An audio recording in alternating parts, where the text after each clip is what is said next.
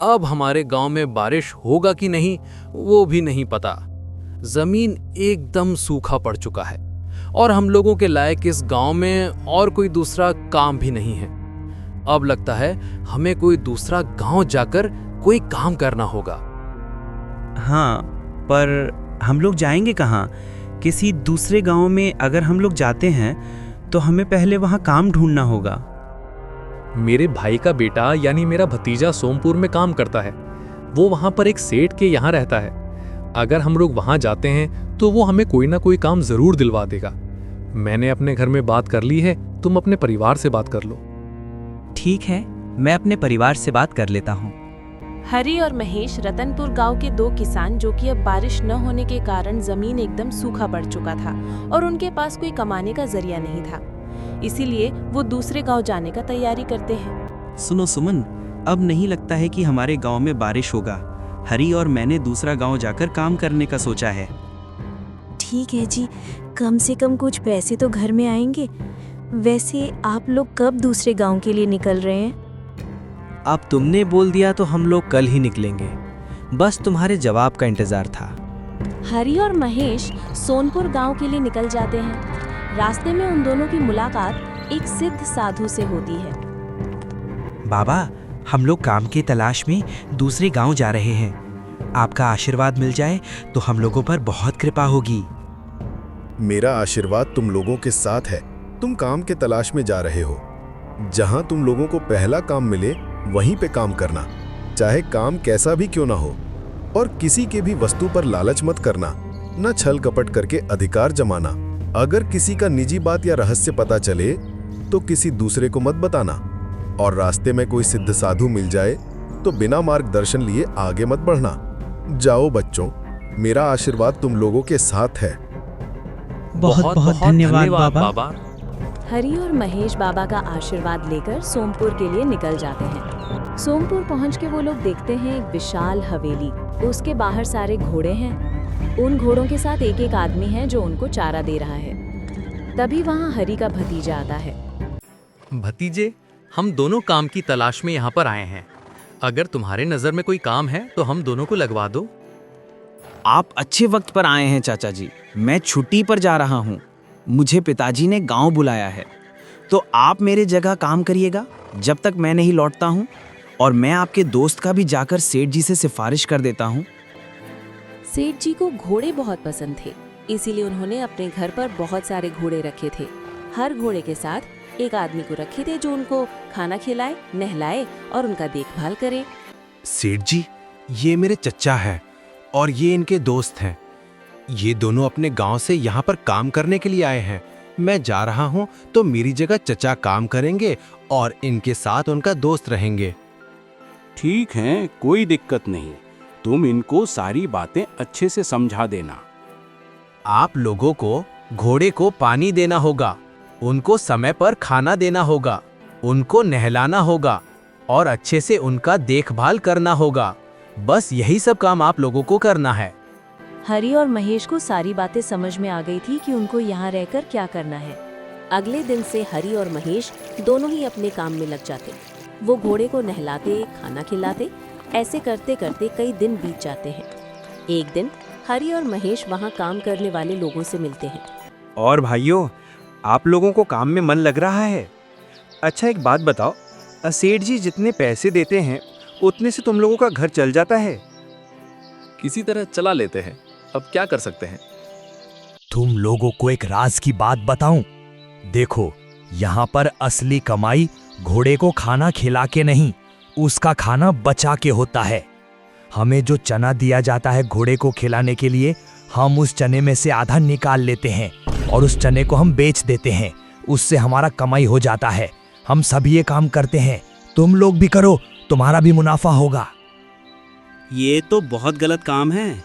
तुम लोग घोड़े को आधा खाना खिलाते हो। तुम लोग सेठ जी के साथ गद्दारी कर रहे हो। हरी का भतीजा भी ये काम करता है, उसी ने हम लोगों को ये काम करना सिखाया। इस तरह पैसे कमाने का तरीका सुनकर हरी लालची हो गया। वो कुछ बोल नहीं रहा था, उसके मन में लालच भर गया था। तुम कुछ बोल क्यों नहीं रहे हो हरी? हमें ये सब बातें सेठ जी को बताना होगा। हम कुछ नहीं बताएंगे। तुम्हें याद है ना, हमें उस सिद्ध साधु ने क्या बोला था? जहाँ तुम लोगों को पहला काम मिले वहीं पे काम करना, चाहे काम कैसा भी क्यों ना हो। मैं इन लोगों के साथ हूँ, तुमको ये काम करना है तो करो, वरना तुम अपने घोड़े को पूरा खाना खिलाओ। मैं आज से ही घोड़े को आधा खिलाऊंगा और आधा बचाऊंगा, मुझे भी कमाना है। महेश को सिद्ध साधु की बात याद आ जाती है। दूसरी ओर हरि भी उसका साथ नहीं दे रहा था, इसलिए महेश चुप हो जाता है और किसी को कुछ नहीं बताता है। आज जाकर घोड़ों को देखता हूँ वो किस हाल में हैं। उनका देखभाल अच्छे से हो रहा है कि ये जरा देख लिया जाए। सेठ जी घोड़ों को देखने के लिए मैदान में आते हैं। वो देखते हैं सभी घोड़े कमजोर हैं, लेकिन महेश जिस घोड़े का देखभाल कर रहा है वो काफी अच्छा और तंदुरुस्त है। ये क्या हो रहा है? तुम लोगों के घोड़े इतने कमजोर क्यों मुझे दिखाई पड़ रहे हैं? और यहीं पर महेश का घोड़ा इतना अच्छा क्यों है? क्या तुम लोग घोड़ों का अच्छे से देखभाल नहीं करते हो? नहीं सेठ जी, ऐसा कोई बात नहीं है, हम लोग अच्छे से देखभाल करते हैं। महेश, तुम अपने घोड़े को क्या खिलाते हो जो ये सबसे अलग दिख रहा है? मैं वही चीज खिलाता हूँ जो आप हमें इन घोड़े को खिलाने के लिए देते हैं। अगर वही चीज खिलाते हो तो तुम्हारा घोड़ा इतना तंदुरुस्त और इतना अच्छा क्यों है बाकी घोड़ों से? अगर आप अनुमति दें तो मैं आपको एक बात बताना चाहता हूँ। बोलो, क्या बात है? आपने घोड़े का देखभाल करने के लिए जिन्हें रखा है वो घोड़े को पूरा खाना ना देकर आधा ही खाना देते हैं। वो घोड़े को खिलाने वाला चना घोड़े को आधा ही खिलाते हैं और आधा बचाकर बेच देते हैं। मैं घोड़े को पूरा चना खिलाता हूँ, इसीलिए मेरा घोड़ा तंदुरुस्त और इतना अच्छा दिख रहा है। वो लोग आपसे धोखेबाजी कर रहे हैं। सेठ जी को उनके धोखेबाजी का पता चल चुका था। वो सभी लोगों को अपने पास बुलाते हैं। ये क्या सुन रहा हूं मैं? तुम लोग घोड़े को आधा ही चना खिलाते हो और आधा चना बचाकर बेच देते हो। तुम लोग मुझसे इतने दिनों से गद्दारी कर रहे थे। हमें माफ कर दीजिए सेठ जी, हमसे गलती हो गई। हम अब दोबारा से ये गलती नहीं करेंगे। महेश, मैं तुम्हें आज और इसी वक्त से घोड़ों का मुख्य सेवक घोषित करता हूं। आज और इसी वक्त से इन घोड़ों का देखभाल तुम्हारी निगरानी पर होगा और तुम्हें जरा सा भी कुछ दिक्कत या गलत चीज नजर आए तो मुझे फौरन ही बताना। महेश उस दिन से घोड़ों का मुख्य सेवक बन जाता है। अगले दिन हरि का भतीजा जो गांव गया था वो वापस लौट आता है। सब लोग उसे बता देते हैं कि अब महेश मुख्य सेवक बन चुका है। हरि के भतीजे को महेश के मुख्य सेवक बनने से बहुत ज्यादा जलन पैदा हो जाती है। उसी रात हरि का भतीजा सेठ जी की बेटी से मिलता है। तुम इतने दिनों तक गांव में क्या कर रहे थे? इस बार कुछ ज्यादा ही दिन गांव में रह लिए। तुम्हें याद नहीं आ रही थी मेरी? याद तो आ रही थी, पर कर भी क्या सकता था। घर के इतने सारे काम पड़े हुए थे, उन्हें निपटा कर आया हूँ। तभी वहाँ से महेश गुजर रहा था। वो उन दोनों की सारी बातें सुन लेता है। सेठ जी की बेटी और हरि का भतीजा ये एक दूसरे से प्यार करते हैं। मुझे सेठ जी को बताना होगा कि उनकी बेटी हरि के भतीजी से प्यार करती है। महेश सेठ जी को सारी बातें बताने के लिए जा ही रहा था, तभी उसे सिद्ध साधु की बात याद आ जाती है। अगर निजी बात या रहस्य पता चले तो किसी दूसरे को मत बताना। वो रुक जाता है और सेठ जी को कुछ नहीं बताता है। वो उन दोनों का राज अपने मन में दबाकर रख लेता है। तुम्हारे पिताजी ने महेश को यहाँ का मुख्य सेवक घोषित कर दिया है। उसे रास्ते से हटाना होगा, वरना किसी दिन वो हमारा राज भी तुम्हारे पिताजी के सामने खोल देगा। सेठ जी की बेटी और हरि का भतीजा महेश को रास्ते से हटाने का उपाय सोचने लगते हैं। अगले दिन हरि अपने चाचा और उन दो सेवकों के साथ मिलकर हरि को किस तरह रास्ते से हटाया जाए उसका उपाय सोचते हैं। सुनो चचा, हम लोगों को उस महेश को रास्ते से हटाना होगा। आपने उसे यहाँ लाकर बहुत बड़ी गलती कर दी। वो बहुत बड़ा ईमानदार है और हम उसके जैसे नहीं हैं। हम उसकी ईमानदारी के कारण अपना सब कुछ खो देंगे। हमें जल्दी कोई उपाय सोचना होगा और उसे रास्ते से हटाना होगा। तुमने सही कहा भतीजे, वो ईमानदार है और वो अपने ईमानदारी से कभी पीछे नहीं हटेगा। हमें कोई ना कोई उपाय लगाकर उसे यहाँ से हटाना होगा, तभी जाकर हम अपना सपना सच कर पाएंगे, वरना वो हम लोगों को कहीं का नहीं छोड़ेगा। वो सभी लोग मिलकर महेश को रास्ते से हटाने का उपाय सोचने लगते हैं। हम लोगों ने महेश को यहाँ से हटाने का एक उपाय सोचा है। तुम्हें बस अपने पिताजी के सामने एक छोटा सा नाटक करना होगा।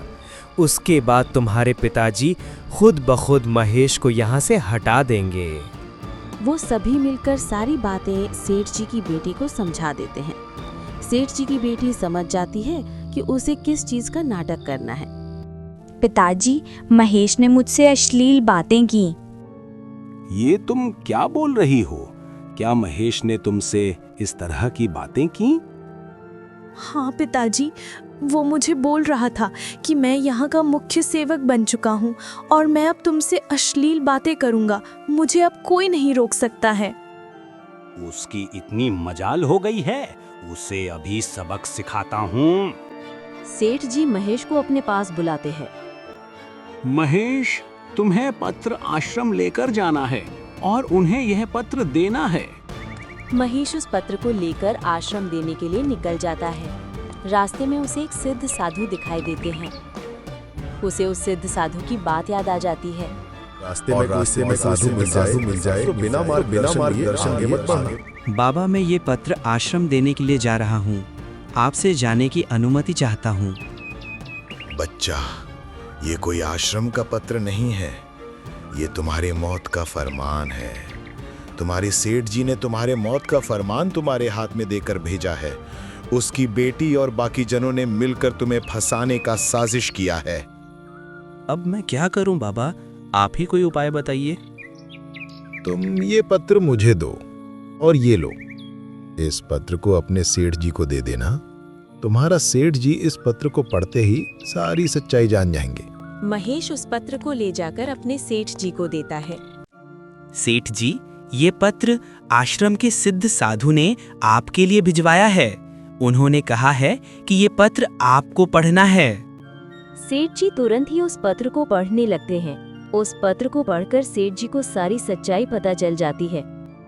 तो गद्दार महेश नहीं, तुम लोग हो।